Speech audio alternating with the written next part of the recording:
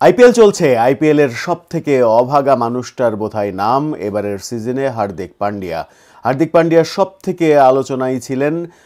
গুজরাট থেকে মুম্বাই এসেছেন। মুম্বাই এসে মুম্বাইয়ের নিয়মিত অধিনায়ক রোহিত শর্মাকে সরিয়ে দিয়ে তাকে অধিনায়ক করা হয়েছে এবং সেটা নিয়ে বিতর্ক কম হয়নি। সেই হার্দিক পান্ডিয়া একেবারে তার সব কিছু দিয়ে, সমস্ত ভেলকিবাজি দিয়ে মুম্বাইকে রীতিমতো ওড়াবেন সেরকম প্রত্যাশাই ছিল।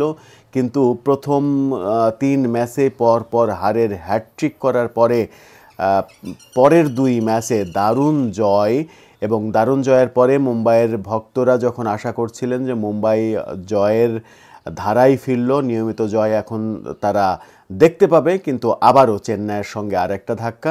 এবং চেন্নাইয়ের সঙ্গে ক্রিকেটের ক্লাসিকো বলা হয় এই লড়াইটাকে আইপিএলে, সেই লড়াইয়ে মুম্বাই পারল না, চেন্নাই ঠিকই জিতে গেল এবং ধোনির কল্যাণে চেন্নাই মানে জিতলো এটাও বলা যায়। যদিও অধিনায়ক গায়কোয়াড় দুর্দান্ত খেলেছেন, দুবে দুর্দান্ত খেলেছেন, কিন্তু শেষ মুহূর্তে শেষে এসে ধোনির যে 4 বলে 20 রান, আমার মনে হয়েছে যে সেটাই ছিল এক্স ফ্যাক্টর। এত সব আলোচনার বাইরে মূল আলোচনা হচ্ছে হার্দিক পান্ডিয়া। হার্দিক পান্ডিয়া এখন পর্যন্ত সব থেকে বেশি সমালোচনার মুখে রয়েছেন।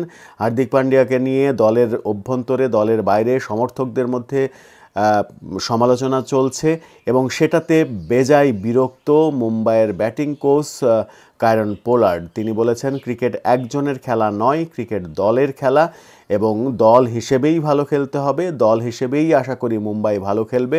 আর হার্দিক এমন একটা খেলোয়াড় যে সে প্রতিনিয়ত নতুন কিছুর জন্য খুঁজে বেড়ায়, প্রতিনিয়ত চেষ্টা করে থাকে নতুন কিছু নিজেকে ভাঙার এবং নিজেকে গড়ার, নতুনভাবে নিজেকে আবির্ভূত করার চেষ্টা করে থাকে। এবং আমার বিশ্বাস হার্দিক পান্ডিয়া নিজেকে ফিরে পাবে, খুঁজে পেয়ে সে ঘুরে দাঁড়াবে।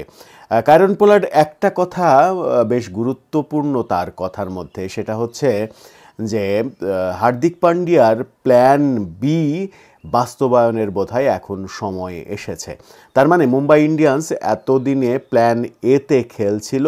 প্ল্যান এ মানে হচ্ছে যে খেলাটা তারা খেলছিল, যে কম্বিনেশনে তারা খেলছিল, সেটাকেই যদি আমি প্ল্যান এ ধরি, তাহলে প্ল্যান বি হার্দিক পান্ডিয়ার মাথায় কোনটা সেটা একটা বড় বিষয়।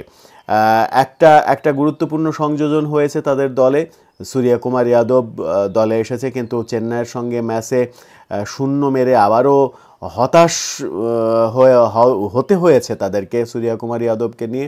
যদিও দ্বিতীয় ম্যাচটা দুর্দান্ত একটা 50 এসেছিল তার ব্যাট থেকে।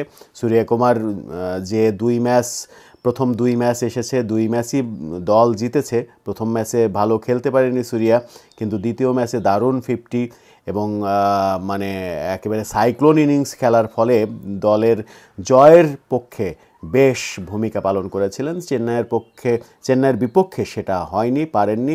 হার্দিক পান্ডিয়ার প্ল্যান বি কি সেটা বুঝতে বোধহয় আর 1-2 ম্যাচ সময় লাগবে, কারণ এখন পর্যন্ত মুম্বাই খেলে ফেলেছে 6 ম্যাচ, 6 ম্যাচে 2টো জয়, 4 পয়েন্ট টেবিলের তলানিতেই বলা যায়।